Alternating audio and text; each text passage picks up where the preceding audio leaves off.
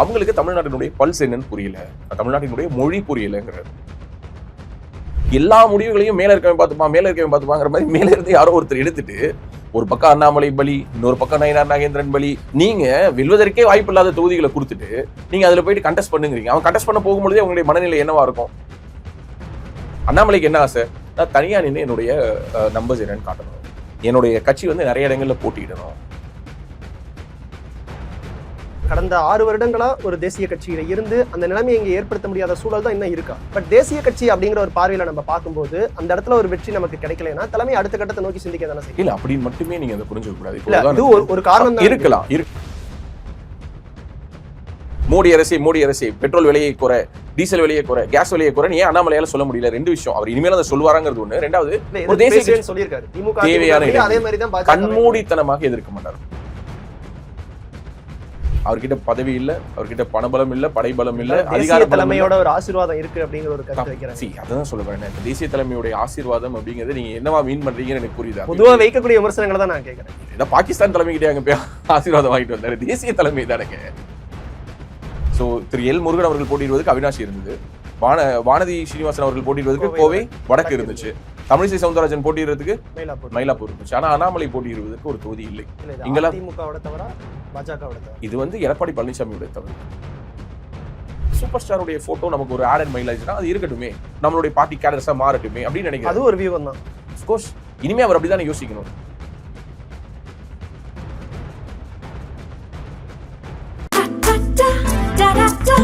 Taste the Milky Mist ice cream. Milky Mist ice creams. குளு குளுன்னு காத்து வீசுது. உங்கள் சத்யாவில் குளு குளு ஏசி ஆஃபர். தி டிபேட் நேயர்களுக்கு வணக்கம். இன்றைய சிறப்பு நேர்காணலில் நம்மோடு இணைந்திருக்கிறார் பத்திரிகையாளர் ராஜவேல் நாகராஜன். சார் வணக்கம். சார் வணக்கம். எப்படி இருக்கீங்க சார்? நல்லா இருக்கேங்க. தமிழ்நாட்டில் இன்றைய தினம் முன்னாள் பாஜக மாநில தலைவர் அண்ணாமலை தன்னுடைய ஒரு அரசியல் இயக்கத்தினுடைய தொடக்கம் அப்படின்னு சொல்லிட்டு இன்றைய தினம் தன்னோட அறிவிப்பையும் வெளியிட்டிருக்காரு. ஏற்கனவே கட்சியிலே பாஜகவினுடைய மாநில தலைவராக இருந்தார், அதன் பிறகு கட்சியில பல்வேறு பொறுப்புகள்லையும் இருந்தார். ஸோ இப்போ இந்த பதவியிலிருந்து விலகி இப்போ ஒரு புதிய அரசியல் இயக்கத்தை தொடங்குறதுக்கான ஒரு முயற்சியும் ஆரம்பிச்சிருக்காரு. இதற்கான காரணம் இப்போ என்ன சார்? அவருடைய இலக்கே இங்க தமிழ்நாட்டில் ஒரு திமுக இல்லாத ஒரு அரசியல் அப்படிங்கிறது தான் அவரோட ஆசை. ஸோ இன்னைக்கு அவருடைய அந்த அறிவிப்பில் கூட பார்த்தீங்கன்னா அவர் சொல்லியிருப்பாரு, அவருடைய ஜேர்னி அவர் ஸ்டார்ட் பண்ணதே பார்த்தீங்கன்னா தேமுதிகவில் ஆரம்பித்தேன். ஏன்னா தேமுதிக அன்னைக்கு ஒரு அல்டர்னேட் ஃபோர்ஸாக எமர்ஜ் ஆகிட்டு இருந்த டைம். அவரும் கரெக்டாக காலேஜ் முடிச்சுட்டு ஒரு இன்டர்ன்ஷிப் பண்ணும்போது ஒரு பொலிட்டிக்கல் இன்டர்ன்ஷிப் தான் அவர் பண்ணார். ஈவன் தோ ஒரு பிஇ மெக்கானிக்கல் இன்ஜினியரிங் ஸ்டூடெண்ட்டாக இருந்தாலும் அவர் அவருக்கு அரசியல் ஆசை அப்படிங்கிறது அப்பையிலேருந்தே இருந்துச்சு. அதனுடைய வேற ஒரு சேனல் தான் அவர் சிவில் சர்வீஸ் எழுதினது, ஐபிஎஸ் ஆனது, அதெல்லாம் கூட. ஸோ வேற ஒரு வகையில் அரசியலோடு தொடர்புடைய ஒரு வேலைக்கு தான் அவர் போனார். அதுக்கு பிறகு அங்கேருந்து ரிசைன்மெண்ட் வந்தார். எனக்கு கடந்த 6 வருஷமாக நடந்ததெல்லாம் அவங்க எல்லாருக்குமே ரொம்ப நல்லாவே தெரியும். அவருக்கு ரொம்ப நாளாவே தமிழ்நாட்டில் திமுக இல்லாத ஒரு அரசியல் களம் வேணும், இந்த 2 திராவிட கட்சிகளுக்கும் ஒரு மாற்று வேணும் அப்படிங்கிற ஒரு எண்ணமும், இந்த திராவிட கட்சிகள் திராவிடம் அப்படிங்கிற சித்தாந்தம் அல்லது திராவிடம்ங்கிற நிலப்பரப்பு அல்லது திராவிடம்ங்கிற மொழி அல்லது இந்த மண் சார்ந்த விஷயங்கள் இதெல்லாத்தையும் பற்றி அவருக்கு விருப்பங்கள் என்ன அப்படிங்கிறதெல்லாம் அவர் தான் ஓப்பன் அப் பண்ணி பேசணும். ஆனால் இந்த 2 கட்சிகள் மேலே அவருக்கு ஒரு ஓவாமை இருந்துச்சு. ஸோ ஒரு பேட்டியில் கூட பார்த்தீங்கன்னா அவர் சொல்லியிருப்பாரு, என்னோட அரசியல்ங்கிறது திராவிடம் பிளஸ் அப்படின்னு சொல்லியிருப்பாரு. எல்லாரும் சொல்கிற மாதிரி நான் கருணாநிதினு சொல்ல மாட்டேன், நான் கலைஞர் தான் சொல்லுவேன், எனக்கு அது மரியாதை இருக்குன்னு சொல்லியிருப்பாரு. ஸோ ஒரு பக்கம் திராவிடம் அப்படிங்கிற விஷயத்துக்கு பின்னாடி ஒரு ஃபேக் நரேட்டிவ்ஸா இங்க இருந்த விஷயங்களை உடச்சு பேசின அளவுக்கு ஈக்குவலா பாத்தீங்க அப்படின்னா இந்த மண் சார்ந்த விஷயங்களையும் அவர் முன்னிலைப்படுத்துறதுக்கான முயற்சிகள் பண்ணாரு. ஒரு தேசிய கட்சியில் அதுல சில டிஃபிகல்டிஸ் இருந்ததா அவர் ஃபீல் பண்ணிருக்காரு. அதுதான் அவர் சொல்லியிருக்காரு.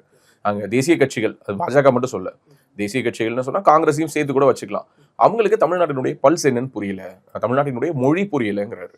ஸோ மொழிங்கிறது தமிழ் புரியலன்னு அர்த்தம் இல்லை, இங்க நம்மளுடைய உணர்வு என்னன்னு அவங்களுக்கு புரியல. நமக்கு இப்போ சட்டமன்ற தேர்தல் வருது, நம்ம தேர்தலுக்கான வேலைகளில் நம்ம மும்முரமாக இருக்கும். அந்த நேரத்தில் பார்த்தீங்கன்னா திடீர்னு நீங்கள் மகளிர் மசோதாவை கொண்டுட்டு அங்கே பார்லிமெண்ட்டில் தாக்கல் பண்ணுறீங்க. ஸோ தொகுதி மறுசீரமைப்பை பற்றி பேசிகிட்டு இருக்கீங்க, அது இங்கே பேக் ஃபயர் ஆகுது.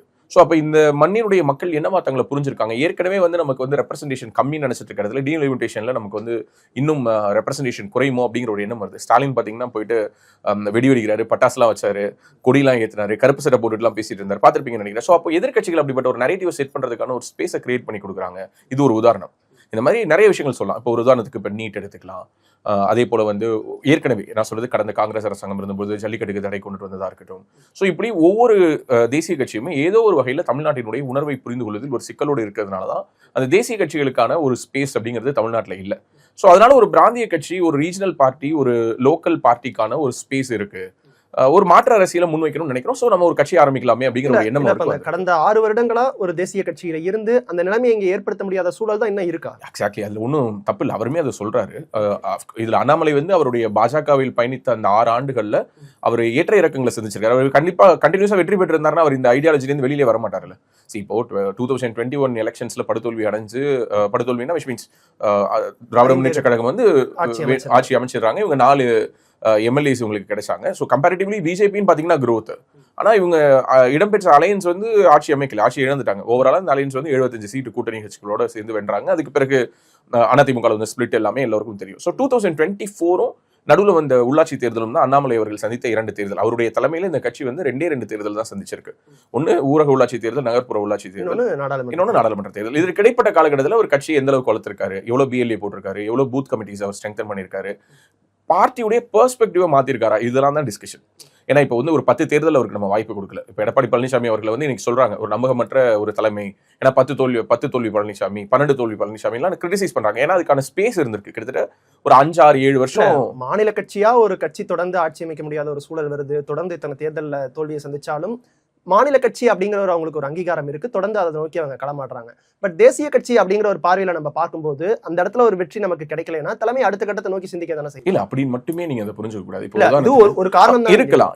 இப்போ ஒரு உதாரணத்துக்கு சொல்றேன். இப்ப சீமான் அவர்கள் இருந்தாங்க 1%, 4%, 6, 8ன்னு இப்ப போனாரு. மறுபடியும் 8ல இருந்து சுருங்கி திரும்ப 4க்குள்ளார வந்து அவருடைய ஓட் பர்சன்டேஜ் சுருங்கி. அதே தலைமை தான், அதே முகம் தான், அதே முகத்துக்கு தான் ஏறிச்சு. இப்ப அதே முகத்துக்கு இறங்கி இருக்கு. சீமானுக்கு பதிலா இது வந்து ஒரு நேஷனல் பார்ட்டின்னு வச்சுப்போமே. 3 வருஷத்துக்கு ஒரு தடவை வந்து சீமான், 3 வருஷம் கழிச்சு சாட்டை துரைமுருகன், அதுக்கு 3 வருஷம் கழிச்சு இடுமோனம் கார்த்தி, அதுக்கு 3 வருஷம் கழிச்சு பாக்யராஜன், இப்படி ரொட்டேட் ஆயிருந்தா இந்த கன்சிஸ்டன்டான growth அவங்க பார்த்துருக்க முடியாது. இப்ப விஜய்ங்கிற வேவ்னால குறைஞ்சிருக்காங்க.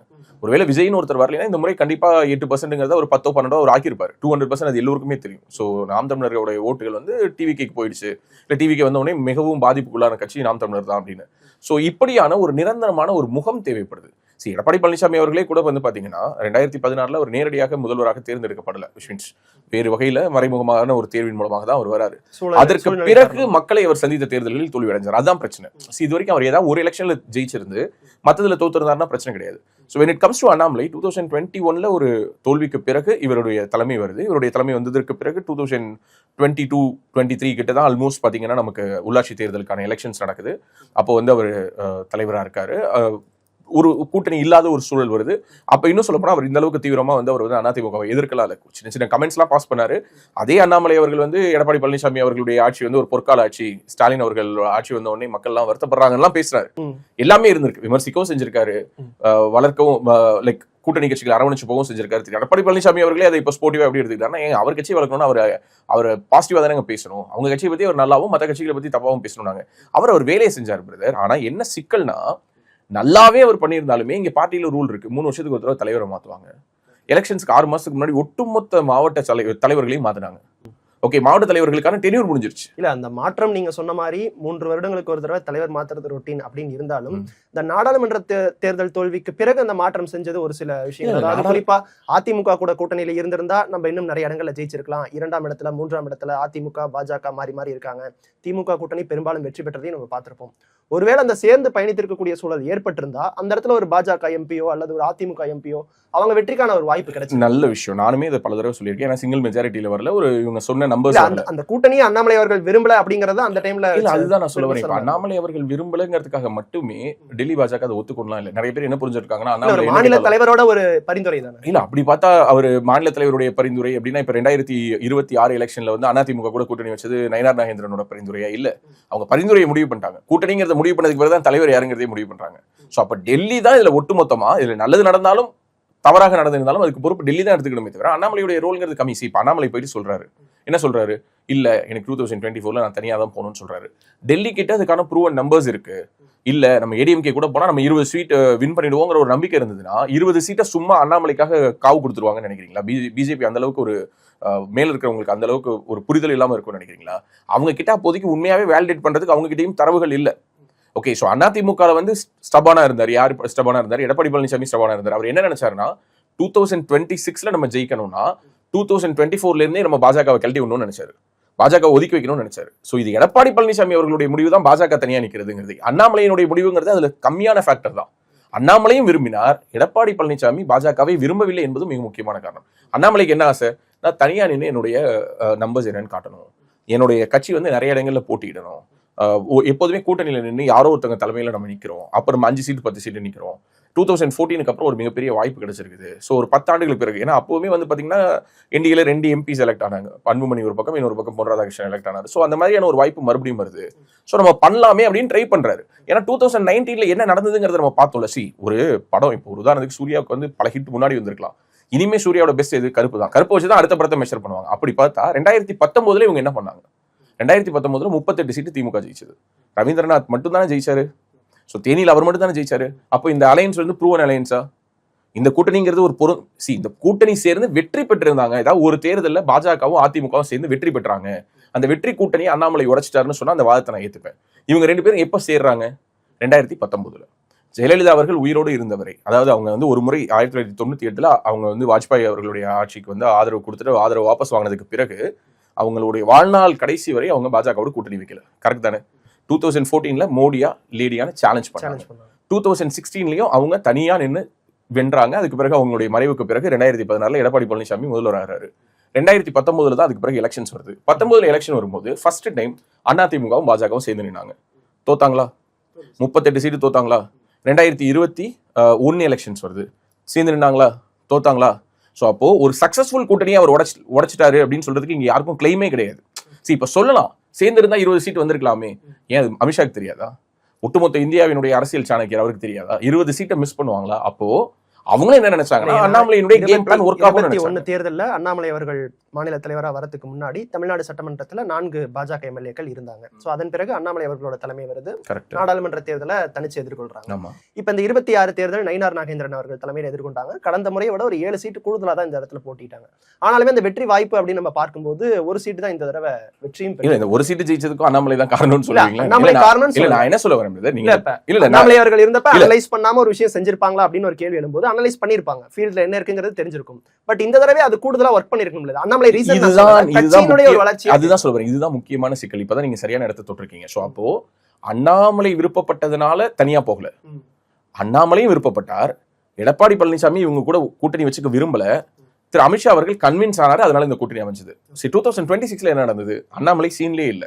யார் கூட கூட்டணி வைக்கணும், யார் கூட வைக்க கூடாது அப்படின்னு சொல்ற இடத்துல அவர் இல்ல. அவர் போட்டியிட கோவை தெற்குல விருப்பம் தெரிவிச்சதாகவும் அதையும் நான் சொல்றேன். முதல்ல அவருக்கு வந்து விருப்பம் இல்ல. ஒருவேளை அவர் கேட்கிற சீட்டு கொடுத்திருந்தா அவர் நின்று இருப்பாரு. அது ஏன் கொடுக்கலங்கிறதையும் நான் இந்த இன்டர்வியூலயே நான் சொல்றேன். சோ அப்போ 2026 தேர்தல் பொழுது ஒரு வருஷத்துக்கு முன்னாடி உங்களுக்கு ஞாபகம் இருக்கும்னு நினைக்கிறேன், அலையன்ஸ் லாஸ்ட் நிமிஷத்துல ஃபார்ம் ஆகல, கடைசி நிமிஷத்துல தேமுதிக போனாங்களா, அப்படி போகல. ஒரு வருடத்துக்கு முன்பாகவே அமித்ஷா வந்து எடப்பாடி பழனிசாமி அவர்கள் தான் முதல்வர் வேட்பாளர், அண்ணாமலை அவர்கள் தான் பாஜக, அண்ணாமலை அன்னைக்குதான் மாநில தலைவர்ல இருந்து அவர் ஸ்டெப் டவுன் ஆகிறாரு. நயினார் நாகேந்திரன் புதிய மாநில தலைவர், இன்னையில இருந்து அலையன்ஸ் தொடங்குன்னு சொல்லி இந்த பக்கம் மாநில தலைவர் அறிவிக்கிறாங்க, இந்த பக்கம் கூட்டணி அறிவிச்சாங்க. நடந்ததா? கிட்டத்தட்ட ஒரு ஆண்டு 12 மாதம் இருந்தது. 2 அலையன்ஸும் சேர்ந்து ஜெல் ஆகி பழைய கசப்புகளை எல்லாம் ஒதுக்கி வச்சுட்டு வேலை பார்த்தாங்கன்னே வச்சுப்போம். கொடுக்கப்பட்ட சீட்டுகளில் பாஜகவினர் மிகவும் மன வருத்தத்துக்கு உள்ளாகினர்.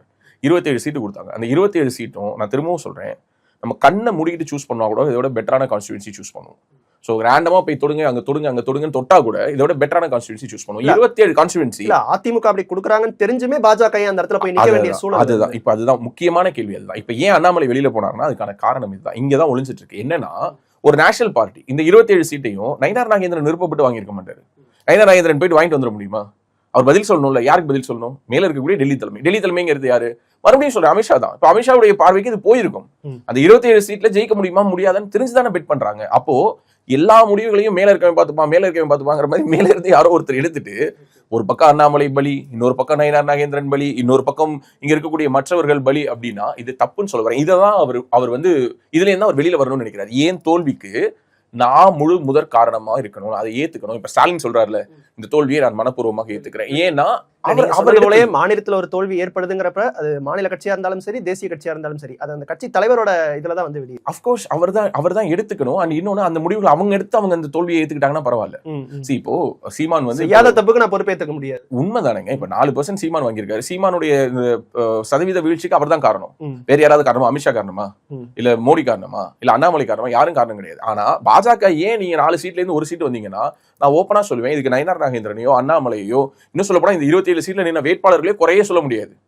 நீங்க வெல்வதற்கே வாய்ப்பு இல்லாத தொகுதிகளை கொடுத்துட்டு நீங்க அதுல போயிட்டு கண்டெஸ்ட் பண்ணுங்கிறீங்க. அவன் கண்டெஸ்ட் பண்ண போகும்போதே அவங்களுடைய மனநிலை என்னவா இருக்கும்? ஸோ அதுல ஒரு 27 ஒரு 3-4 கான்ஸ்டியூன்சிஸ் தான் பாசிட்டிவான கான்ஸ்டியூன்சிஸ். அந்த 3-4 கான்ஸ்டியூன்சி இந்த விஜய்ங்கிற வேவ்ல, இந்த டிவிகே வேவ்ல அடிச்சுட்டு போயிடுச்சு.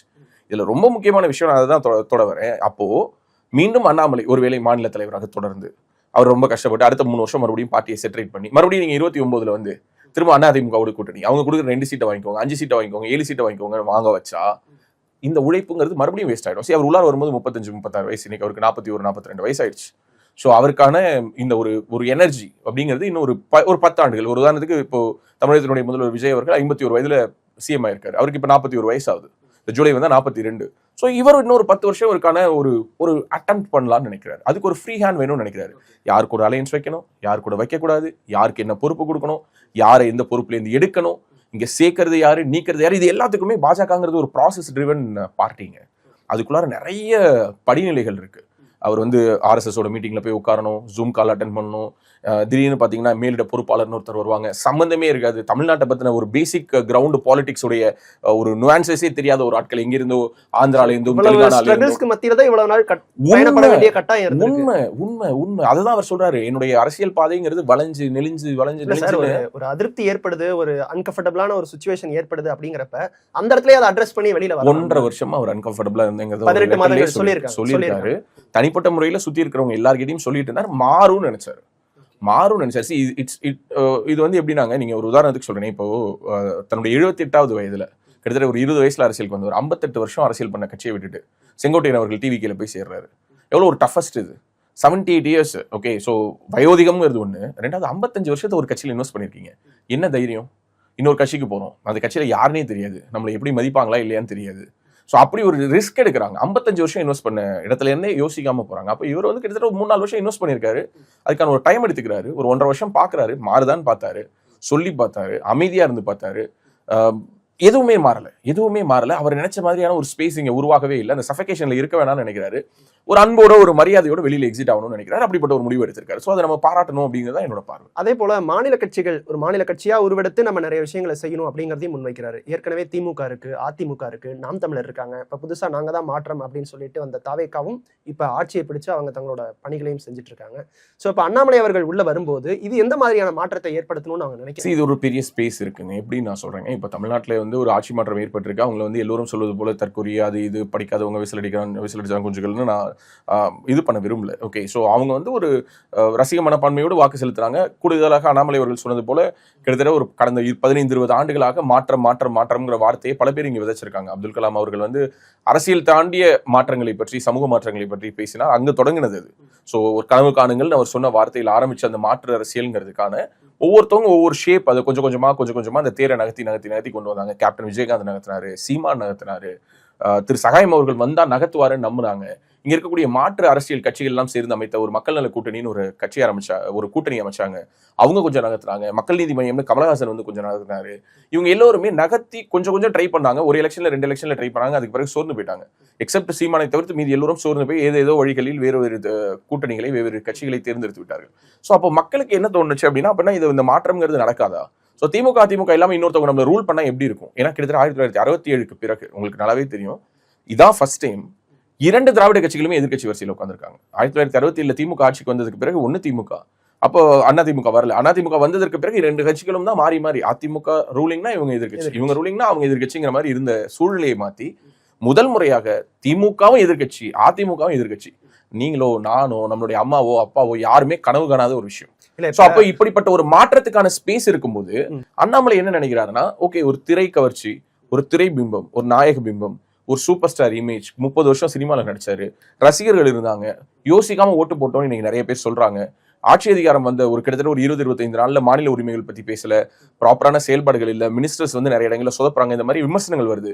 இந்த விமர்சனங்களை இன்னும் கொஞ்சம் ஷார்பன் பண்ணா தனக்கான ஸ்பேஸை உருவாக்க முடியும் நம்புறாரு. 2021 to 26 வரைக்குமான காலகட்டத்தில் திராவிட முன்னேற்ற கழகத்தை நோக்கி மிக கூர்மையான விமர்சனங்கள். எனக்கு தெரிஞ்சு கடைசி ஒரு 6 மாசம் தான் எடப்பாடி ஆக்டிவா இருந்தாரு. 4.5 வருஷம் அவர் வந்து எங்க இருந்தாருன்னே தெரியல. அந்த ஒரு ஸ்பேஸ் வந்து ரொம்ப எம்டியா இருந்துச்சு. அதை அண்ணாமலை யூஸ் பண்ணிக்கிட்டாரு. டிஎம்கே ஃபைல்ஸ் வெளியிட்டாரு, தினசரி பேட்டிகள். அந்த திமுக எதிர்ப்பு அப்படிங்கறத பிரதானப்படுத்தின அண்ணாமலையோட முக்கியத்துவம் தேசிய தலைமைக்கு புரியலையா? புரிஞ்சதுனால தானே அவருக்கு ரெகனைஸ் கொடுத்தாங்க. அவர் ரெகனைஸ் பண்ணதுக்கு எல்லாமே அவர் புரிஞ்சுதான் பண்ணாங்க. இப்போ எண்மண் எண் மக்கள் மாதிரியான ஒரு மிகப்பெரிய யாத்திரை ஒரு மிகப்பெரிய ஒரு திருவிழா மாதிரி கிட்டத்தட்ட 100-150 நாள் நடந்துச்சு. ஸோ அமித்ஷா வந்து தொடங்கி வச்சாரு, மோடி வந்து முடிச்சு வச்சாரு. ஸோ அதெல்லாமே பண்ணாங்க. நான் பண்ணலன்னா சொல்ல மாட்டேன். பண்ணாம இருந்தது ஆரம்பத்திலேயே அவர் வெளியில வந்திருப்பாரு. ஸோ அவருக்கு என்னென்ன சொன்னாங்களோ அல்லது இவர் என்னென்ன விரும்பினாரோ அது எல்லாத்தையும் செய்யறதுக்கான ஸ்பேஸ் கொடுத்தாங்க. ஆனால் இங்கு பாஜகங்கிறதுக்கே ஒரு ரெசிஸ்டன்ஸ் இருக்கு அப்படிங்கிறத கலை யதார்த்தம். அதை நம்ம ஒத்துக்கணும். பாஜக ஆதரவாளராக இருந்தாலும் பாஜக எதிர்க்கிறவங்களா இருந்தாலும் ஓப்பனா ஒரு விஷயத்தை ஒத்துக்கணும். இன்னும் தமிழ்நாட்டில் பாஜக எதிர்ப்பு அப்படிங்கிறது இங்க ஊறி போயிருக்குது. நான் எங்கேயோ ஒரு இடத்துல ஒரு ரேண்டமா ஒரு வயல்வெளியில வேலை பார்த்துட்டு இருக்க ஒருத்தர் கிட்ட பேசிட்டு இருக்கேன். அப்போ அவர் ஏதோ ஒரு காரணம், ஓகே ஏதோ ஒரு விலை ஏறிடுச்சுன்னு சொல்றாரு. யோசிக்காம மோடியை திட்டுறாரு. மோடிக்கு அதுக்கு சம்மந்தமே இல்லை. இப்போ உதாரணத்துக்கு கேஸ் விலை ஏறினுச்சு, உங்களுக்கே தெரியும். எங்கேயோ நடக்கக்கூடிய ஒரு ஈரான் இஸ்ரேல் போரா இருக்கட்டும் அல்லது ஈரானுக்கும் அமெரிக்காவுக்கும் நடக்கக்கூடிய சண்டைகள் தொடர்பாக சம்பந்தமே இல்லாம கேஸ் விலை ஏறதுக்கு மோடி இடம் பண்ணுவாரு. மோடி போயிட்டு அங்க பிரச்சனையை தீர்க்க முடியும். இங்க இருக்கக்கூடிய ஆட்சியாளர்களை தானே சார் அது மக்கள் அதுதாங்க நான் சொல்ல வரேன். என்னன்னா இங்க இருக்கக்கூடிய ஆட்சியாளர்களை கேட்கறது தப்பு இல்லை. ஆனா ஜியோ பொலிட்டிக்கா நடக்கக்கூடிய ஒரு விஷயத்துக்கு என்ன பண்ண முடியும்? இப்போ கோவிட் வந்துச்சு, லாக்டவுன் போட்டாரு. மோடியா லாக்டவுன் போட்டாரு? கோவிட் வந்த பொழுது லாக்டவுன் போடலைன்னா இன்னும் கொத்தா மனிதர்கள் இறந்து போயிருப்பாங்க. சோ அப்ப ஒரு அசாத்தியமான ஒரு சூழல் வருது. இல்ல பாஜக வந்ததுக்கு பிறகு நீங்க சொல்ற மாதிரி அந்த மாதிரியான சிச்சுவேஷன்ல ஒரு கொரோனா தொற்று மாதிரியான ஒரு விஷயம் அதுக்கு முன்னாடி இந்தியால எந்த ஒரு பிரதமரும் சந்திக்காத ஒரு விஷயம். சோ அந்த மாதிரியான விஷயங்கள் வரும்பொழுது செய்யறாங்கன்னு சொல்லுவாங்க. நான் ஜஸ்டிஃபை பண்ணலைங்க, மறுபடியும் சொல்றேன். கேஸ் விலை, பெட்ரோல் விலை, ஒரு அடிப்படை தேவைகள், வாழ்வாதாரம், நான் எதையுமே மறுக்கல. நான் அதுதான் சொல்ல வரேன். இப்ப இது எல்லாமே ஏன் இது எல்லாத்தையும் சமாளிக்க வேண்டிய ஒரு அவசியம் இருக்கு? ஏன் கேஸ் விலை வந்துச்சுன்னா உங்க மக்கள் எல்லோரும் போராடுற மாதிரி இல்ல திமுக மாதிரி மோடி அரசே பெட்ரோல் விலையை குறை, டீசல் விலையை குறை, கேஸ் விலையை குறைன்னு ஏன் அண்ணாமலையால சொல்ல முடியல? ரெண்டு விஷயம். அவர் இனிமேல் அதை சொல்லுவாங்கிறது ஒண்ணு. ரெண்டாவது ஒரு தேசிய தேவையான கண்மூடித்தனமாக எதிர்க்க மாட்டார். நான் மறுபடியும் சொல்றேன், கண்மூடித்தனமாக இப்போ தமிழ்நாடு முழுக்க ஒரு விஷயத்தை எப்படி நம்ம பிளைண்டா ஃபாலோ பண்றோங்கிற ஒரு உதாரணம் சொல்றேன். 2021 திமுக ஆட்சிக்கு வந்ததுக்கு பிறகுதான் தமிழ்நாட்டுல ஒன்றிய அரசுங்கிற வார்த்தையே புழக்கத்துக்கு வந்துச்சு. அதுக்கு முன்னாடி எல்லா செய்தி தொலைக்காட்சிகள்லயும் மத்திய அரசு தான் பேசியிருக்காங்க. ஈவன் கலைஞர் கருணாநிதி அவர்கள் அவருடைய ஃபேஸ்புக்ல மத்திய அரசு தான் போஸ்ட் போட்டிருக்காரு. சோ அப்ப 2021 திமுக ஆட்சிக்கு வந்தோடனே பாஜகவுக்கு எதிரான நரேட்டிவை ஷார்பன் பண்ணணும்னே அவங்க ஒன்றிய அரசுன்னு ஒரு வார்த்தையை காயின் பண்றாங்க. இன்னைக்கு பல ஊடகங்கள், ஏன் டிபேட்லயே கூட நீங்க ஒன்றிய அரசு தான் நீங்க பேட்டி எடுக்கும்போது சொல்றீங்க.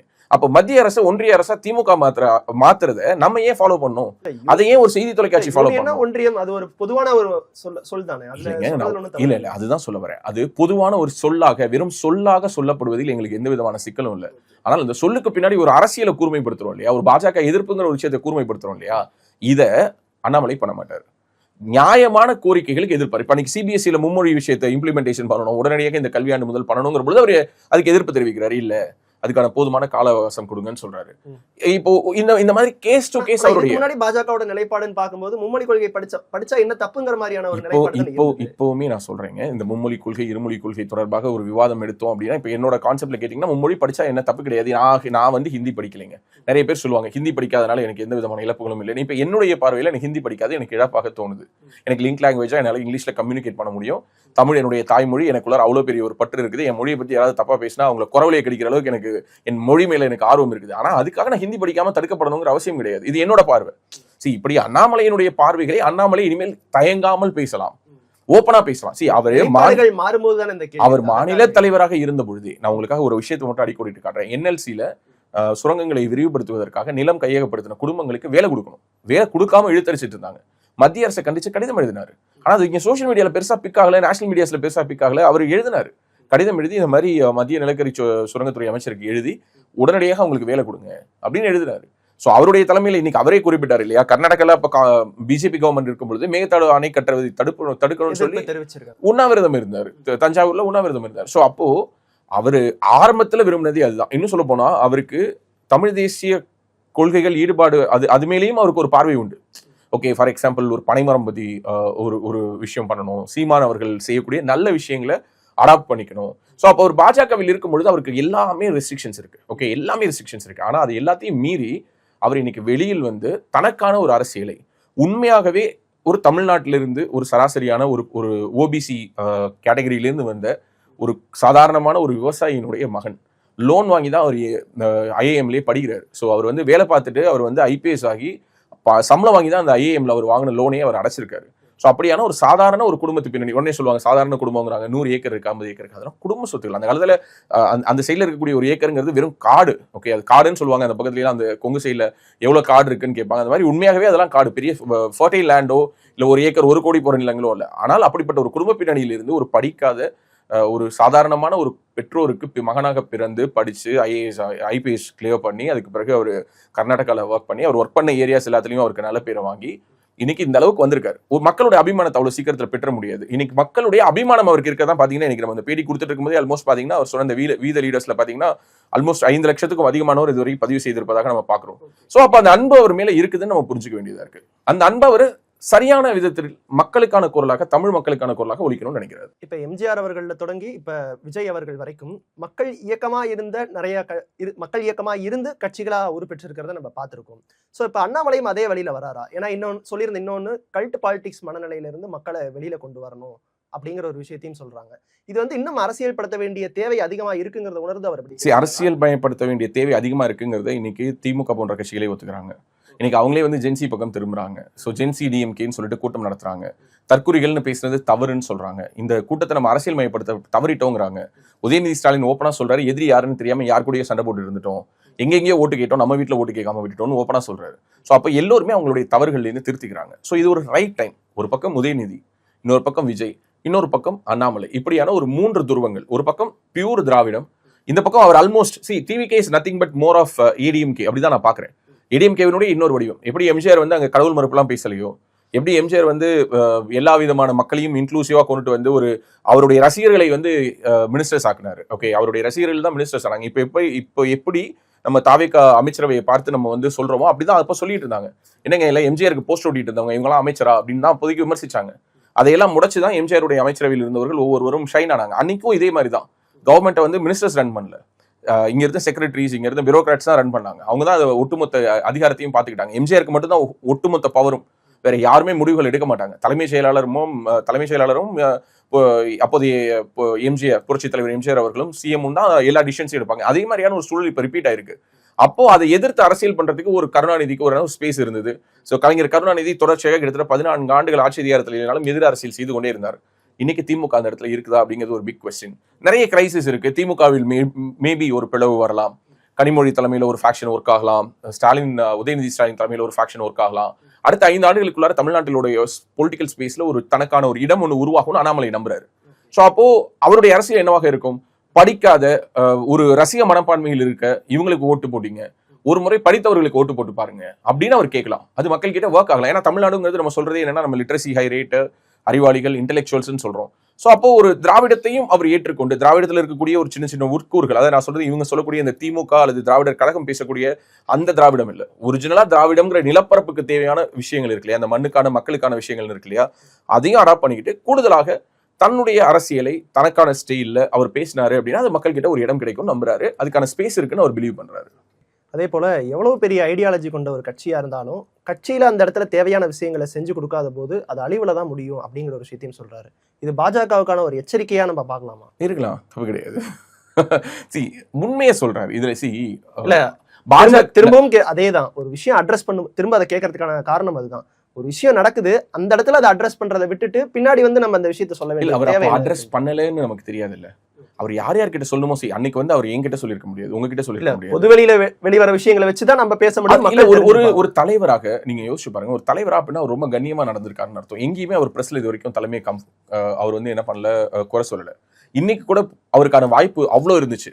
அவர் நினைச்சிருந்தா சொல்லிருக்கலாம், யார் யாரையோ கை காட்டியிருக்கலாம். இன்னைக்கு இன்னும் ரொம்ப இன்ட்ரெஸ்டிங்கா இருந்திருக்கும். சோசியல் மீடியா முழுக்க பத்தி எரிஞ்சிருக்கும். இவங்க தான் என்ன அரசியல் பண்ண விடாம பண்ணாங்க, இவங்க தான் என்ன தடுத்தாங்க, இவங்க தான் எனக்கு சீட்டு கிடைக்க விடாம பண்ணாங்க, எனக்கு சீட்டு கிடைக்கிற மாதிரி இருந்துச்சு இவங்க கெடுத்துட்டாங்க, இல்ல இவங்க தான் எனக்கு வந்து நான் நினைக்கிறத செய்ய விடாம இவங்கெல்லாம் தான் ஸ்பாயிலர்ஸ் அப்படின்னு யாரை கை காட்டி இருந்தாருனாலும் இன்னைக்கு அவங்களோட அரசியல் வாழ்க்கையை முடிஞ்சிருக்கும்.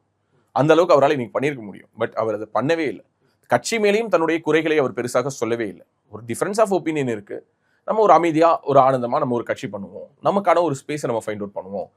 அதோடு மட்டுமல்ல, நான் இங்கே அரசியல்வாதி ஆகணும்னு நினைக்கிறவங்களுக்கு ஒரு ட்ரைனிங் கொடுக்குறேன். நான் அப்துல் கலாம் பேர்ல ஒரு அகாடமி ஒன்று ஆரம்பிக்கிறேன், வாங்க அங்கே வந்து படிங்க, கோயம்புத்தூர்ல வந்து படிங்க, நீங்க அந்த டெஸ்ட்லாம் கிளியர் பண்ணுங்கிறாரு. Something which is very fresh and new. பொறுத்து தான் நம்ம பார்க்கணும். இப்போ விஜய் அவர்கள் வந்து அரசியல் கட்சி ஆரம்பிச்சதற்கு பிறகு அவர் நடத்திய கூட்டங்கள், ஓகே, அவர் வந்து பூத் முகவர்கள் கூட்டம் நடத்தினாங்க.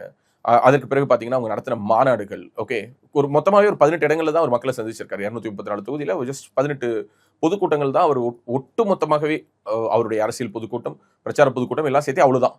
அதை வச்சு அவரால் வந்து 234 தொகுதியில போட்டியிட்டு 108 தொகுதிகளில் வெல்ல முடியுது அப்படின்னா இது நமக்கு என்ன புரிஞ்சுக்க முடியுதுன்னா, இங்க ஒரு பெர்செப்ஷன் பேஸ்டு பாலிடிக்ஸ் தான் தேவைப்படுது. இப்ப தாவேகாவுக்கு தமிழ்நாடு முழுக்க கட்டமைப்பு ஸ்ட்ராங்கா இருக்குன்னா இல்ல.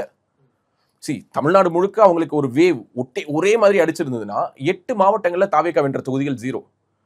233 கேண்டிடேட். நீங்க எடப்பாடி கூட விட்டுருங்க, ஓகே, சுயேட்சையை தான் அவங்க ஆதரிச்சாங்கன்னு வச்சுப்போம். 233 பேர்ல 108 பேர் தான் ஜெயிச்சிருக்காங்க, 125 பேர் தோத்துருக்காங்க. ஸோ அப்போ இது ஒரு wave, but it's a selective wave. Age, இங்க வந்து பாலினம், மதம், இனம் இதெல்லாம் உடைச்சிட்டோம் அப்படிங்கிறாங்க. அப்படிலாம் உடைக்கல. எந்த ஊரில் எந்த சாதியை நிறுத்தினால் வெல்ல முடியுமோ அந்த சாதியை தான் நிறுத்தியிருக்காங்க. பட் வேற ஒரு கோட்ல அவங்க நிறுத்திருக்காங்க, வேற ஒரு கோட்டிங், அப்படியே வேற ஒரு கோட்டிங் பண்ணியிருக்காங்க. ஃபார் எக்ஸாம்பிள், ஒரு தொகுதியில் ஒரு பிராமணர் ஜெயிக்கிறாருன்னா அந்த ஒரு பிராமணரை தான் அங்க நிறுத்தியிருக்காங்க. ஆனா அந்த பிராமணர் மற்ற கட்சியில் உள்ள ஒரு பிராமணர் போல ஒரு பணம் படைத்த, ஒரு பெரிய செல்வாக்கு படைத்த குடும்ப பின்னணி இல்லாமல் ஒரு சாதாரண பிராமணராக இருக்கிறார். இது ஒரு உதாரணம். இது போல ஒரு அருந்ததியர் சமூகம் நிற்கக்கூடிய ஒரு தொகுதியில அருந்ததியர் சமூகத்தை தான் நிறுத்தியிருக்காங்க. அங்க அவங்க தான் பேஸா இருக்காங்கன்னு. பட் அங்கு யாருக்கு அவங்க வாய்ப்பு கொடுத்துருக்காங்க? இப்படி அந்த கொடுக்கப்பட்ட வாய்ப்பில் தான் அவங்க வித்தியாசப்படுறாங்க. ஸோ அண்ணாமலையும் அப்படி ஒரு விஷயத்தை கொண்டுட்டு வருவார். மேபி இப்போ ஒரு சில எம்எல்ஏஸ் எலெக்ட் ஆயிருக்கவங்களை பத்தி நான் சோஷியல் மீடியாவில் படிக்கும்போது, எனக்கு இந்த பிகில் படத்தோட டிக்கெட்டை பிளாக் டிக்கெட்ல வித்தவன் தான் இன்னைக்கு தொகுதியோட எம்எல்ஏ அப்படின்னு எழுதுறாங்க. ஓகே, ஒரு மக்கள் பிரதிநிதி ஆயிட்டாங்க, அவங்களை பத்தி அவ்வளவு சிறுமைப்படுத்துறது எனக்கு உடன்பாடு இல்லை. ஆனா அது உண்மை. அவங்க ஒன்றும் தவறான செய்தி எழுதல. ஏன்னா அவங்க எல்லாம் வந்து விஜய் ரசிகர் மன்றத்தில் மாவட்ட தலைவராக இருக்கும் பொழுது பிளாக்ல டிக்கெட் விற்கிறது அவங்க வேலையே. ஸோ ரசிகர் மன்ற காட்சின்னு சொல்லி டிக்கெட்ஸை வாங்கி 1000 2000 வித்தவங்கலாம் இன்னைக்கு எம்எல்ஏஸா இருக்காங்க. ஸோ அப்போ ஒரு பக்கம் பிளாக்ல டிக்கெட் வித்தவங்களா, இன்னொரு பக்கம் படிச்சவங்களா அப்படிங்கிற ஒரு அரசியல் கூட அவர் முன்வைக்கலாம். ஸோ இவ்வளோ ராவா அவர் பேசுவாருன்னு எனக்கு தெரியாது. ஆனா இந்த மாதிரியான ஒரு அரசியலை நோக்கி தான் அவர் கூர்மைப்படுத்துவார். இப்படிப்பட்ட ஒரு இடத்தை நோக்கி தான் அவர் நகர்த்துவாருன்னு நான் நினைக்கிறேன். ஏன்னா இப்படிப்பட்ட ஒரு அரசியலுக்கு இங்க ஒரு ஸ்பேஸ் இருக்கு. நான் சோஷியல் மீடியாவில் தான் இதை கூட பார்த்தேன். ஒருத்தர் எழுதியிருந்தாரு, எனக்கு அதை பார்க்கும்போது எனக்கு அது ஓகே, இதுதான் அவருடைய நரேட்டிவா இருக்கும். ஏன்னா அவர் இன்னைக்கே கூப்பிடுறாரு, படிச்சவங்கலாம் வாங்க, வெளிநாடுகள்ல இருக்கவங்க வாங்க, நம்ம அரசியல் பண்ணுவோம், நம்ம ஒரு ஆக்கப்பூர்வமான அரசியல் பண்ணுவோம். மாற்றுன்னு சொல்லிட்டு வந்து தாவேகாவிற்கு நான் ஒரு மாற்று அப்படிங்கறத காட்டுற விதமா இது அமைஞ்சிருக்கா? இது தாவேகாவுக்கான மாற்றை விட என்ன பொறுத்த வரைக்கும் தாவேகாவுக்கு அடுத்த 5 வருஷங்கிறது அரசியல் இருக்குங்க. ஏன்னா இப்ப வந்து அவங்க ரூலிங் பார்ட்டியா இருக்காங்க. கல்ட் பாலிடிக்ஸ், கவர்ச்சி, இந்த மாதிரியான விஷயங்களை எல்லாம் வச்சு சொல்லும்போது அது தாவேகா 200% அவர் தாவேகாவை 200% ஹிட் பண்ணுவாரு. ஆனால் முதலில் அலர்ட் ஆக வேண்டியவங்க திமுக தான். ஏன்னா திமுகவுக்கு எதிராக அதிமுக ஒரு எதிர்க்கட்சியாக ஆக்கப்பூர்வமாக செயல்படாத போது அந்த இடத்தை தன்னுடைய பேட்டிகளால, அந்த இடத்தை தன்னுடைய அறிக்கைகளால, அந்த இடத்தை தன்னுடைய செயல்பாடுகளால நிரப்பினவர் அண்ணாமலை. ஸோ இப்போது அவர் மீண்டும் அதை விஜய்க்கு எதிராக செய்ய முற்படலாம். இன்னைக்கு அவர் எம்எல்ஏ கிடையாது, இன்னைக்கு அவர் எம்பி கிடையாது. எதிர்காலத்துல கூட்டணி நிலைப்பாடுன்னு ஒரு நிலை வரும்ல சார், அப்ப அதுக்கான வாய்ப்பு அது என்ன வேணாலும் நடக்கலாம். என்ன வேணாலும் நடக்கலாம். நீங்க யோசிச்சு பாருங்க, ஒரு 20 வருஷத்துக்கு முன்னாடி யாராவது உங்ககிட்ட வந்து ஓபிஎஸ் வந்து கருப்பு சிவப்பு வேஷ்டி கட்டிக்கிட்டு அவர் வந்து திமுக எம்எல்ஏவா சட்டசபைக்கு வருவார்னு சொல்லியிருந்தா என்ன நம்பியிருப்போமா? வாய்ப்பு இருக்குமா? ஒரு வருஷத்துக்கு முன்னாடி செங்கோட்டையன் வந்து தாவேகால வந்து நிதி அமைச்சர் ஆவாரு, அவர் பாக்கெட்ல வந்து விஜய் படமும் இருக்கும், ஜெயலலிதா படத்தோட சேர்த்து யாராவது சொல்லி தான் நம்பியிருப்போம். So anything can happen in பாலிடிக்ஸுங்க. இப்போ 2029 திமுகவும் பாஜகவும் கூட்டணி அமைக்காதுன்னு சொல்ல முடியுமா?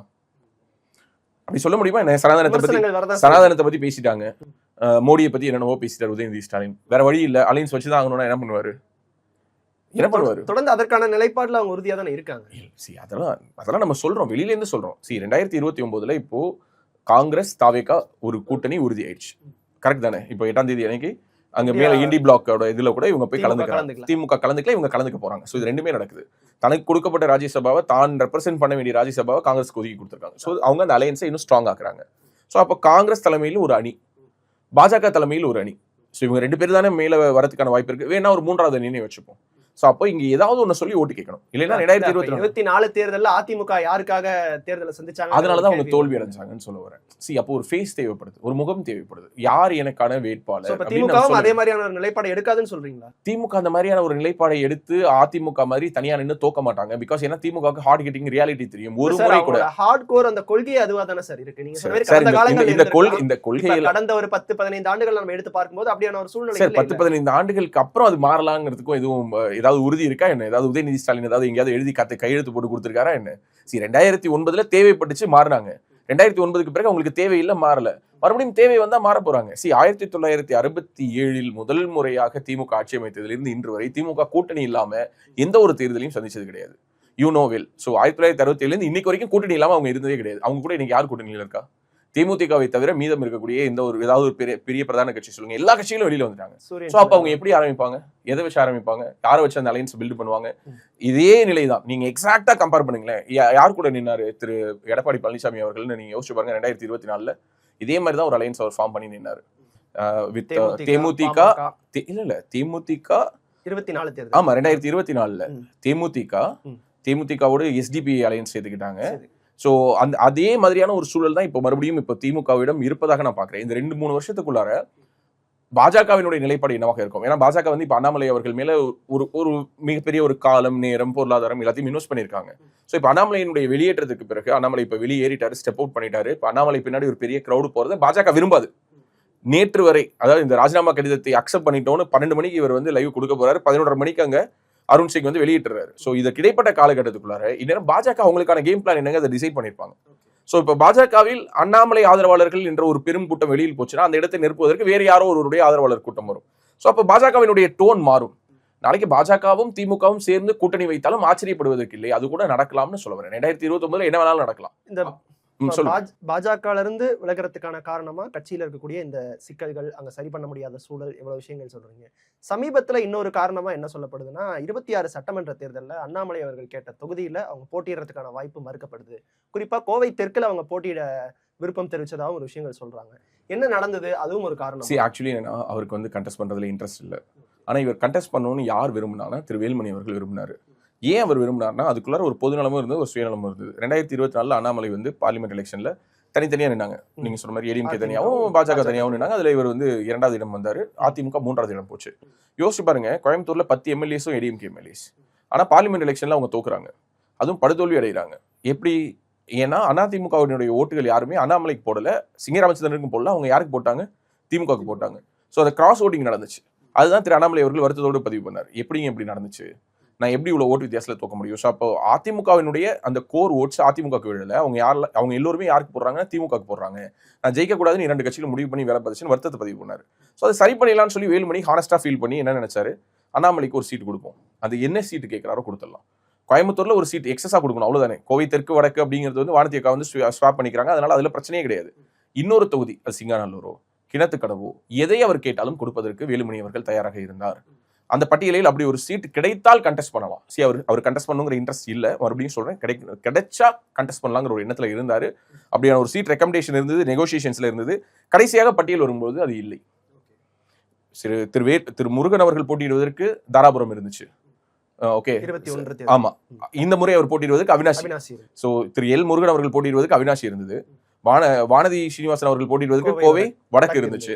தமிழிசை சவுந்தரராஜன் போட்டியிடுறதுக்கு மயிலாப்பூர் இருந்துச்சு. ஆனா அண்ணாமலை போட்டியிடுவதற்கு ஒரு தொகுதி இல்லை. அதற்கான காரணம் என்ன அப்படிங்கிறது ஒரு $1 மில்லியன் கொஸ்டின். அதுவும் ஒரு காரணம், அதுவும் அவருடைய மன வருத்தத்துக்கு ஒரு காரணம். ஆனால் அதை எல்லாத்தையும் அவர் ஒதுக்கி வச்சுட்டு கட்சி என்ன சொல்லிச்சு, போயிட்டு பிரச்சாரம் பண்ணுங்கன்னாரு. 93 கான்ஸ்டிட்யூன்சிஸ் போனாரு 10 நாள்ல. ஒரு நாளைக்கு 8-9 தொகுதிகள் பறந்து பிரச்சாரம் பண்ணாரு. சாப்பர் கொடுத்தாங்க, இங்கேருந்து காரைக்காலில் போய் பிரச்சாரம் பண்ணாரு, புதுச்சேரியில பிரச்சாரம் பண்ணாரு. இன்னும் சொல்ல போனா அவர் அதிகமாக பிரச்சாரம் பண்ணது அதிமுக கேண்டிடேட்ஸ்க்கு தான். அத்தனை பேருக்கும் பிரச்சாரம் பண்ணாரு. ஸோ அவருடைய மனதில் இருக்கக்கூடிய அந்த கசப்பை எல்லாம் ஓரமாக ஒதுக்கி வச்சுட்டு தான் அந்த பிரச்சாரத்துக்கு போனார். ஆனால் எடப்பாடி பழனிசாமி அவர்கள் சீட்டு ஒதுக்காததனுடைய விளைவு அண்ணாமலையினுடைய ஆதரவாளர்கள் மனசுல அது ஒரு மிகப்பெரிய வடுவா இருந்துச்சு. அது தேர்தலில் ரிஃப்ளெக்ட் ஆச்சு. ஸோ அண்ணாமலைக்கு ஒரு துரோகம் இழைக்கப்பட்டு விட்டதாக அவருடைய ஆதரவாளர்கள் நினைச்சாங்க. அவங்க தங்களுடைய வாக்குகளை பாஜகவுக்கு போடாம அவங்க மாத்தி பல கட்சிகளுக்கு போட்ட நிகழ்வுகள் பல ஊர்ல நடந்துச்சு. இன்னும் சொல்ல போனா அண்ணாமலைக்கு ஒரு சீட்டு கொடுத்திருந்தா கோயம்புத்தூர், திருப்பூர், ஈரோடு இதை ஒட்டின இந்த பகுதிகளில் இன்னும் கொஞ்சம் பெட்டரான ஒரு பர்ஃபார்மன்ஸ் பண்ணியிருப்பாங்கன்னு சொல்லி திரு வேலுமணி அவர்கள் தன்னுடைய மன வருத்தத்தை ஒரு நெருங்கிய நண்பர்கிட்ட பதிவும் பண்ணியிருக்காரு. என்ன சொல்லியிருக்காருன்னா, அண்ணாமலைக்கு ஒரு சீட்டு கொடுத்துருந்துக்கலாம், ஒரு சீட் கொடுத்திருந்தா கொஞ்சம் நமக்கு ஒரு சப்போர்ட்டிவா இருந்திருக்கும். ஸோ பிஜேபி ஆட்கள் இன்னும் கொஞ்சம் எந்தூசியாஸ்டிக்கா வேலை தேர்தல் தோல்விக்கு அதுவும் ஒரு காரணம். அதனால ஒட்டுமொத்தமா தமிழ்நாட்டினுடைய தேர்தல் முடிவுகள் மாறி இருக்குமான்னு தெரியாது. மேபி இன்னொரு 2 சீட்டோ 3 சீட்டோ அட்லீஸ்ட் திரு அண்ணாமலையோ ஜெயிச்சிருப்பாரு, இல்ல ஒருவேளை தோத்து கூட போயிருக்கலாம் டிவிக்கோட வேவ்ல. ஆனா அது கிரவுண்ட்ல கோயம்புத்தூர் சுத்தி இருக்கக்கூடிய ஒரு 10 தொகுதிகள்ல அந்த ஒரு வைபுங்கிறது பாஸ் ஆயிருக்கும். அண்ணாமலை நிக்கிறாருன்னு ஒண்ணு போயிருக்கும். ஸோ அண்ணாமலைக்காக உயிரை கொடுத்து வேலை செய்யறதுக்கு ஒரு கூட்டம் இருக்கு, அந்த கூட்டம் வேலை பார்த்திருப்பாங்க. அது எல்லாத்துக்கும் வாய்ப்பு இல்லாதனால இன்னைக்கு அது கிளைமிங் ஈஸி ஆகுது இல்ல. இப்ப என்ன பண்ற ஒரு நபர் வந்து என்ன சொல்றேன், சீட் கொடுத்திருந்தா ஜெயிச்சிருப்பாருங்க. ஒரு சிலர் என்ன சொல்லலாம், இல்லைங்க கொடுத்திருந்தாலும் தோத்துருப்பாரு. கொடுத்து பார்த்திருக்கலாம். 2வது, ஒரு சீட்டு நீங்க எக்ஸஸா அங்க கொடுக்குற அளவுக்கு பாஜகவுக்கு அங்க பலம் இருக்கானா இருக்கு. ஸோ கோயம்புத்தூர்ல தான், கோயம்புத்தூர் பெல்ட்ல, கன்னியாகுமரி பெல்ட்ல இங்கெல்லாம் திமுகவோட தவிர பாஜகவோட தவிர இது வந்து எடப்பாடி பழனிசாமியோட தவறு. எடப்பாடி பழனிசாமி அவர்கள் பர்பஸ்ஃபுல்லா அண்ணாமலைக்கு சீட்டு கொடுக்க கூடாது அப்படிங்கிறதுல அவர் ரொம்ப தெளிவா இருந்தாரு. அதனுடைய விளைவு தான் கோயம்புத்தூர்ல மொத்தமா வாஷ் அவுட் ஆனது. 2020 நான் பாஜக இணையறதுக்கு முன்னாடி ரஜினிகாந்த் அவர்கள் தன்னுடைய அரசியல் இயக்கத்துல இணையறதுக்கு ஒரு அழைப்பு கொடுத்தாரு. பட் நான் பாஜக இணையறேன்னு உறுதி கொடுத்ததுனால நான் அந்த வாய்ப்பை வந்து மறுத்துட்டேன். பின்னால போயிட்டு நான் மன்னிப்பும் கேட்டேன் அப்படின்னு ஒரு விஷயத்தையும் பதிவு பண்ணியிருக்காரு. இத்தனை ஆண்டுகள் கழித்து இப்படியான ஒரு சூழ்நிலையில அதை தெரிவிக்க வேண்டிய அவசியம் இல்லை. ஏன்னா நிறைய இடங்கள்ல வந்து அவருக்கும் ரஜினிகாந்த் அவர்களுக்குமான ஈக்குவேஷன் என்னங்கிறத பத்தி பேசுறாங்க. ஏன்னா இவர் வந்து இவருடைய ரசிகர்கள் இவருடைய விருப்பமே இல்லாம வந்து அண்ணாமலையுடைய ஃபாலோவர்ஸ் என்ன பண்றாங்கன்னா சூப்பர் ஸ்டாருடைய ஆசி பெற்றவர் அப்படின்லாம் போடும் பொழுது அவருடைய ரசிகர்களே வந்து அதாவது சூப்பர் ஸ்டார் ரஜினிகாந்தோடைய ரசிகர்களே வந்து என்ன போடுறாங்கன்னா உங்களோட அரசியல் ஆசைக்கு என்னுடைய தலைவருடைய பேரை பயன்படுத்தாதீங்க, அண்ணாமலைக்கும் சூப்பர் ஸ்டாருக்கும் இவ்வளவு நாளா அந்த விஷயங்கள் இருந்த போதும் அப்போ ஒரு விஷயத்தை தெரிவிச்சிருந்தா அந்த இடத்துல ஒரு கிளாரிட்டி எல்லோருக்குமே தெரியும். நான் மறுபடியும் சொல்றேன், அதாவது வெறுமன கட்சியில சேர மட்டும் கூப்பிடல, முதல்வர் வேட்பாளராக கூட திரு ரஜினிகாந்த் அவர்கள் அண்ணாமலை அவர்களை முன்மொழிவதற்கான அனைத்து விதமான எண்ணங்களையும் வைத்திருந்தார். அவரை மட்டும் இல்ல, திரு அண்ணாமலை அவர்களை அவர் மனதில் வைத்திருந்தார், திரு மாரிதாஸ் அவர்களை அவர் மனதில் வைத்திருந்தார். நிறைய ரஜினி ரசிகர் மக்கள் நீங்க சொல்ற விஷயங்கள் எல்லாமே பேசி இருந்தாலுமே ஒரு யூகங்களா தான் போயிட்டு இருந்தது. பட் அந்த இடத்துல ஒரு தெளிவு யூகத்துக்கு தான் தெளிவு கொடுக்கிறார். ஏன் அதையே இவ்வளவு காலதாமதம் ஏன்னா இவ்வளவு நாட்களா இது ஒரு பெரிய பிரச்சனையாவே இல்லை. இப்பதான் ஒரு கட்சி ஆரம்பிக்கிறார். இவ்வளவு நாட்களா பாஜகவினர் ரஜினி ரசிகர்கள், ரஜினி ரசிகர்கள் பாஜகவினர், இது மாதிரி இது வந்து ஒரு இன்டர்செக்ட் தான். ஓகே, 2 வட்டம் வரைஞ்சோம்னா அந்த வென் டயகிராம் வரைவோம்ல, அந்த மாதிரி இரண்டுக்குமே பொதுவான ஒரு கிரௌடுங்கிறது இருக்கு. ஸோ அப்போ ரஜினி ரசிகர்கள் எல்லோருமே பாஜகவினர் இல்லை, ஆனால் பாஜகவில் இருக்கிற கணிசமானவர் வந்து பார்த்தீங்கன்னா ரஜினி ஆதரவாளர்கள். ஸோ அப்போ அங்கெல்லாம் அவங்க வந்து அண்ணாமலை இருந்த வரைக்கும் ரஜினியோட போட்டோ சேர்த்து போடும்போது பாஜகவினர் எங்களுடைய தலைவருடைய படத்தை பயன்படுத்தக்கூடாது அப்படின்லாம் எந்த ரஜினி ரசிகரும் பொங்கலை.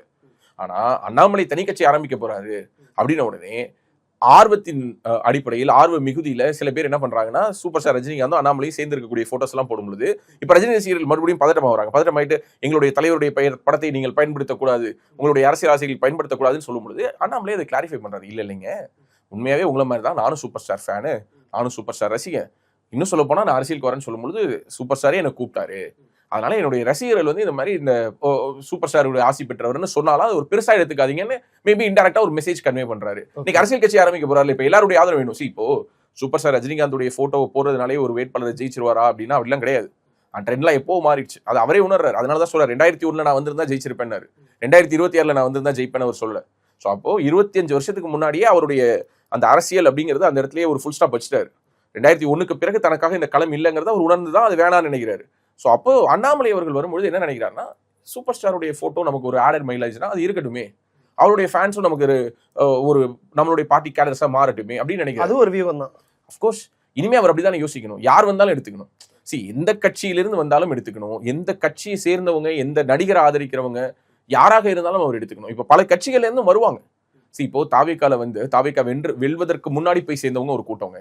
இன்னைக்கு தாவேக்காவுடைய வெற்றிக்கு பிறகு தாவேக்கால போயிட்டு டெய்லி ஒரு 10,000 பேர் சேர்றாங்க தமிழ்நாடு முழுக்க, வெவ்வேறு ஊர்கள்ல, வெவ்வேறு மாவட்டங்கள்ல, பல்வேறு கட்சிகள்ல இருந்து திடீர்னு அவங்களாம் வந்து அதை அவங்களே ஃபோன் பண்ணி மீடியாவுக்கார சொல்றாங்க, நான் அப்படி கட்சியில சேர்ந்துட்டேன், இதை பத்தி ஒரு செய்தி போட்டு விடுங்க அப்படின்னு. அந்த அளவுக்கு இன்னைக்கு தாவேக்கால சேர்றது அப்படிங்கிறது ஒரு பிசினஸ் மாதிரி போயிட்டு இருக்கு. ஓகே, இன்னைக்கு சேர்ந்துட்டா ஏன்னா அவங்க இன்னைக்கு ஆட்சி அதிகாரத்துல இருக்காங்க. அண்ணாமலை கிட்ட எதுவுமே இல்லை, கரெக்ட் தானே? அவர் ஒரு புது கட்சி தொடங்குறாரு, அவர்கிட்ட பதவி இல்ல, அவர்கிட்ட பணபலம் இல்ல, படைபலம் இல்ல, அதிகார தலைமையோட ஒரு ஆசீர்வாதம் இருக்கு அப்படிங்கிற ஒரு கருத்து வைக்கிறாங்க. அதான் சொல்ல வரேன். இப்ப தேசிய தலைமையுடைய ஆசீர்வாதம் அப்படிங்கிறது நீங்க என்னவா மீன் பண்றீங்கன்னு எனக்கு புரியுது. அதாவது மேல போயிட்டு ஒரு பர்மிஷன் கேட்டு வந்தாரு, எல்லோரும் சொல்றது போல இது பிஜேபி வைக்கக்கூடிய விமர்சனங்களை தான் நான் கேட்கிறேன். இல்லைங்க, தப்பே. ஏன் தேசிய தலைமைங்கிறது ஆசீர்வாதம் வாங்கக்கூடாத இடமா? ஏதோ பாகிஸ்தான் தலைமை கிட்டே அங்க போய் ஆசீர்வாதம் வாங்கிட்டு வந்தாரு, தேசிய தலைமை தானேங்க அவர் இருந்த கட்சி. இல்லைங்க, நான் ஒரு விஷயம் சொல்றேங்க, பொதுவா எந்த ஒரு விஷயமா இருந்தாலும் அது ஒரு கட்சியா இருக்கட்டும் அல்லது ஒரு உறவா இருக்கட்டும், எல்லாத்துலயுமே ஒரு எக்ஸிட் கொடுக்கறது முடிவு பண்றோம்னா அது ஒரு புன்னகையோட ஒரு பூங்கத்தோட கொடுக்கறது நல்லது, தப்பு கிடையாது. ஸோ அதை அவர் செய்யணும்னு நினைக்கிறாரு. ஸோ ரெண்டாவது, நாளைக்கே இவர் ஜெயிச்சு வந்தாருனாலும் இன்னும் எழுதி வச்சுக்கோங்க, இன்னும் 20 வருஷத்துக்கு சென்ட்ரல்ல வந்து பிஜேபி தான் ரூல் பண்ணும். ஸோ அப்படியான ஒரு மாநில தலைமையிலிருந்து இவர் நாளைக்கு ஒரு கட்சியை ஆரம்பிச்சு ஒருவேளை விஜய்க்கு நடந்தது அவருக்கு 2031லயோ இல்லை 36லயோ இல்ல 41லயோ இல்ல 46ல கூட நடக்கட்டுமே, இன்னும் 20 வருஷம் கழிச்சு அண்ணாமலை தமிழ்நாட்டோட சிஎம் ஆகட்டுமே, அன்னைக்கு ஒருவேளை அவர் பாஜகவிடம் போய் ஏதோ ஒன்று கேட்கணும்னா அன்னைக்கு நம்ம கட்சியை விட்டு போகும்போது நம்ம மேல சேரையும் சகதியும் அள்ளி வீசிட்டு போனாருங்கிற ஒரு இம்ப்ரெஷனை விட போகும்பொழுது கூட கண்ணியமா போனாண்டா அந்த மனுஷன் அப்படிங்கிற ஒரு இம்ப்ரெஷனோட போகணும்னு நினைக்கிறாரு. தன்னோடு யார் யாருக்கெல்லாம் பிணக்குகள் இருக்கோ அது எல்லாத்தையும் சரி பண்ணணும்னு நினைக்கிறாரு. ஒரு பேட்டியில ஓப்பனா சொல்றாரு, இன்னைக்கு காலைல பேசும்போது பாத்தீங்கன்னா யாரையாவது ஏதாவது ஹர்ட் பண்ணியிருந்தா, என் சார்பாக பேசியவர்கள் யாராவது உங்களை காயப்படுத்தியிருந்தால் கூட நான் மன்னிப்பு கேட்டுக்கிறேங்கிறாரு. ஸோ அப்படின்னா அவர் வந்து ரொம்ப தெளிவா ரொம்ப ஜென்டலா இந்த பாலிடிக்ஸை கட்டமைக்கணும்னு நினைக்கிறாரு. ஏன்னா தமிழ்நாட்டில் கடந்த 20 நாளா இருக்கக்கூடிய மூடு என்னன்னா, ஐயோ என்னடா இது இந்த 20 நாள்லயே இவ்வளோ ஆட்டமா இருக்குதே அப்படிங்கிற ஒரு ஃபீல் வர ஆரம்பிக்குது. ஓகே, மக்களுக்கு அது ஒரு மாதிரி அண்டர் கரண்டா பாஸ் ஆகுது. மின்வெட்டு, சட்டம் ஒழுங்கு சீர்கேடு, அமைச்சர்களுடைய லைக் அவங்களுடைய நடவடிக்கைகளை பார்த்து மக்களுக்கு ஏற்படக்கூடிய ஒரு அவர்ஷன், ஐயோ அவசரப்பட்டுட்டோமோ, விஜய் பேசுறதை கேட்டு நம்ம போட்டோமே, நம்ம மட்டும் தான் போட்டோம்னு நினைச்சோம், நம்மள மாதிரி எல்லாரும் போட்டு இவங்களை ஜெயிக்க வச்சுட்டாங்களே அப்படிங்கிற ஒரு உணர்வு மக்கள் கிட்ட இருக்கு. இட் நெவர் மீன் திமுக வரணும் அப்படின்னு நினைக்கல, திமுக வரக்கூடாதுன்னு அவங்க நினைக்கிறாங்க. அவங்க நினைச்சது என்னன்னா, சரி நான் ஒரு ஓட்டு போடுவேன், போட்டுட்டு போறேன், என்ன நடக்குதுன்னு பார்ப்போம் அப்படின்னு நினைச்சது இந்த மாதிரியே எல்லாரும் நினைச்சிட்டாங்க. ஸோ விஜய் வந்துட்டாரு. இன்னைக்கு அவர் தான் சிஎம். விரும்பினாலும் விரும்பாவிட்டாலும் அவர் தான் நம்முடைய தமிழ்நாட்டினுடைய முதல்வர். ஸோ அப்போ இங்கே ஒரு ஸ்பேஸ் இருக்குன்னு நினைக்கிறார். என்ன ஸ்பேஸ்? திரைக்கவர்ச்சி இல்லாம, ரசிக மனப்பான்மை இல்லாம, இந்த மாதிரியான ஒரு சர்க்கஸ் கூடார மாதிரியான ஒரு சில வேலைகள்லாம் நடக்குது இல்லையா? இது எல்லாத்தையும் இல்லாம ஜென்டிலா, காமா, கம்போஸ்டா உட்கார்ந்து ஓகே பாஜக இருக்கிற நல்ல விஷயங்கள், திமுக இருக்கிற நல்ல விஷயங்கள், அதிமுக இருக்கிற நல்ல விஷயங்கள், நாம் தமிழர் இருக்கிற நல்ல விஷயங்கள், பொதுவாக இங்கு மக்களுக்கான ஒரு அரசியலை முன்வைப்பதற்கு தேவையான விஷயங்கள் என்னென்னலாம் ஒர்க் ஆகும், என்னென்ன ஒர்க் ஆகாது, இங்க என்னென்னலாம் பேசினா மக்களுக்கு பிடிக்காது, இது எல்லாத்தையும் அவர் அசஸ் பண்ணி அதை ஒரு டிராஃப்ட் பண்ணி அதை அவருடைய பொலிட்டிக்கல் ஃபார்மேட்டா கொண்டுட்டு வருவாருன்னு நான் நினைக்கிறேன். அதுக்கான ஒரு டைம் வேணும்னு நினைக்கிறாரு.